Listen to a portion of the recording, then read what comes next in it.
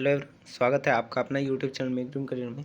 तो जैसा कि दोस्तों हम लोग क्लास 8 का ज्योग्राफी देख रहे थे, जिसमें हम लोग चैप्टर 1 देख रहे थे संसाधन। ठीक है, तो उसी चैप्टर को आज हम लोग कंटिन्यू करेंगे और जो हमारा आज का टॉपिक है उस टॉपिक का नाम है क्या?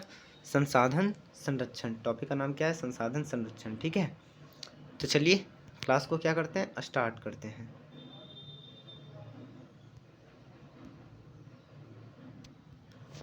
आइए देखते हैं संसाधन संरक्षण। बोल रहा है, मोना ने एक बुरा स्वप्न देखा। मोना क्या करती है? एक स्वप्न देखती है, सपना देखती है। उसने देखा कि पृथ्वी पर सारा जल सूख गया। उन्होंने क्या देखा स्वप्न में? कि पृथ्वी पर सारा जल क्या हुआ? सूख गया और सारे पेड़ कट गए। और सारा का सारा पेड़ क्या हुआ? कट गया। वहाँ पर ना तो छाया ही थी और ना ही कुछ खाने पीने के लिए था।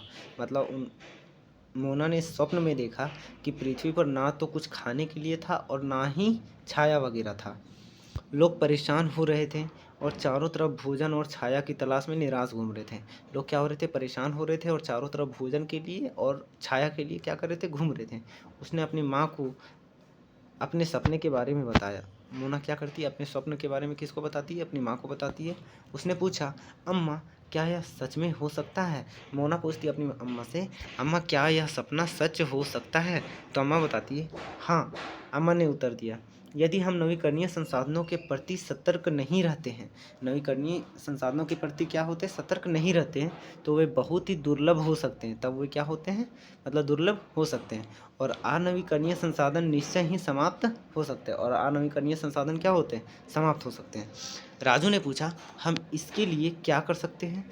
तो राजू पूछता है कि हम इसके लिए क्या कर सकते हैं? तो अम्मा बोलती है, बहुत कुछ। अम्मा ने उत्तर दिया, आप अपने दोस्तों से बात क्यों नहीं करते? ठीक है, अम्मा बोलती है कि आप अपने दोस्तों से बात क्यों नहीं करते हैं। बोल रहा है, संसाधनों का सतर्कतापूर्वक उपयोग करना और उन्हें नवीकरण के लिए समय देना संसाधन संरक्षण कहलाता है। क्या बोल रहा है? कि संसाधनों का सतर्कतापूर्वक उपयोग करना मतलब काफ़ी ज़्यादा संभल कर उपयोग करना और उन्हें नवीकरण के लिए क्या करना? समय देना संसाधन संरक्षण कहलाता है। संसाधनों का उपयोग करने की आवश्यकता और भविष्य के लिए उनके संरक्षण में संतुलन बनाए रखना सतत पोषणीय विकास कहलाता है। क्या बोल रहा है? कि संसाधनों का उपयोग करने के लिए आवश्यकता और भविष्य के लिए उनके संरक्षण में संतुलन बनाए रखना सतत पोषणीय विकास कहलाता है। बोल रहा है कि संसाधनों के संरक्षण के अनेक तरीके हैं। संसाधन को संरक्षण करने के क्या है? बहुत सारे तरीके हैं। प्रत्येक व्यक्ति उपयोग को कम कर सके, मतलब अपना उपभोग को क्या करे? कम करे और वस्तुओं की पुनः चक्रण और पुनः उपयोग द्वारा योगदान दे सकता है। क्या करता है इंसान? मतलब क्या करे कि जितने भी चीज़ों का वो उपयोग कर रहा है तो उसे क्या करे? पुनः उपयोग करने की कोशिश करे। अंततः यह एक विभिन्नता बनाता है। यह क्या करता है? एक विभिन्नता बनाता है, क्योंकि सभी जीवन एक दूसरे से जुड़े होते हैं। क्यों? क्योंकि सभी जीवन जो होते हैं सो क्या होते हैं? एक दूसरे से जुड़े होते हैं। उस शाम बच्चों और उनके मित्रों ने पुराने समाचार पत्रों, व्यर्थ वस्त्रों मतलब कपड़ों तथा बांस की डंडियों से लिफाफे और खरीदारी के लिए थैले बनाए। उस समय क्या किए? जितने भी कपड़े वगैरह थे या फिर बांस के डंडियाँ वगैरह थे या फिर व्यर्थ कपड़े थे, समाचार पत्र थे, उन सब से क्या किए? थैले बनाए। मोना ने कहा, हम इन वस्तुओं में से कुछ वस्तुएं उन परिवारों को देंगे जिन्हें हम जानते हैं। और तैयार वस्तुओं में से मोना बोलती है कि इन सारे वस्तुओं में से हम उन परिवार को देंगे, मतलब कुछ उन परिवार को देंगे जिन्हें वे लोग जानते हैं। मुस्तफ़ा ने कहा, अपने संसाधनों को बचाना और अपनी पृथ्वी को सजीव रखना यह एक बहुत अच्छा कार्य है। मुस्तफ़ा बोलती है कि अपने संसाधन को बचाना और अपनी पृथ्वी को सजीव रखना मतलब अच्छी तरह से रखना, यह क्या है? बहुत अच्छा कार्य है। ठीक है। जेसी ने कहा कि मैं बहुत ही सतर्क रहूंगी कि कागज़ व्यर्थ ना हो। ये बहुत ज़्यादा सतर्क रहेगी कि जितने भी कागज़ होते वो क्या हो? व्यर्थ ना हो। उसने स्पष्ट किया कि कागज़ बनाने के लिए बहुत से पेड़ों को काट दिया जाता है। उन्होंने बताया कि बहुत से पेड़ों को काटना पड़ता है, किस लिए? कागज़ को बनाने के लिए। नेक्स्ट बोल रहा है, मैं ध्यान रखूँगा कि मेरे घर में विद्युत व्यर्थ ना हो। ये ध्यान रखेगा कि इसके घर में विद्युत का फालतू उपयोग ना हो। मुस्तफ़ा ने जोर से कहा, विद्युत जल और कोयले से मिलती है। विद्युत कहाँ से मिलती है? तो जल और कोयले से मिलती है। मैं विश्वास दिलाती हूँ कि घर में जल बेकार नहीं होगा।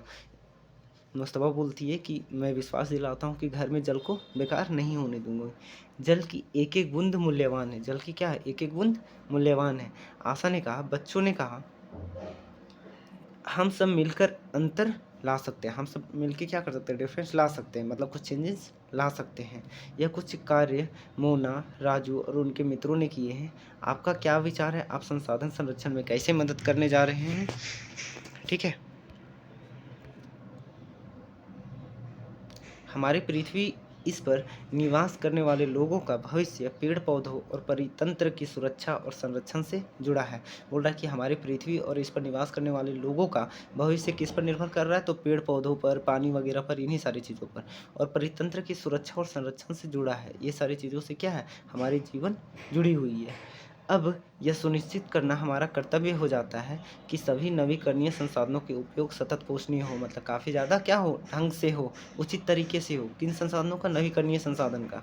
ठीक है। और नवीकरणीय संसाधन क्या होता है? पिछला लेक्चर में हम लोग देख चुके हैं। नेक्स्ट लाइन बोल रहा है कि पृथ्वी पर जीवन की विविधता संरक्षित की जाए।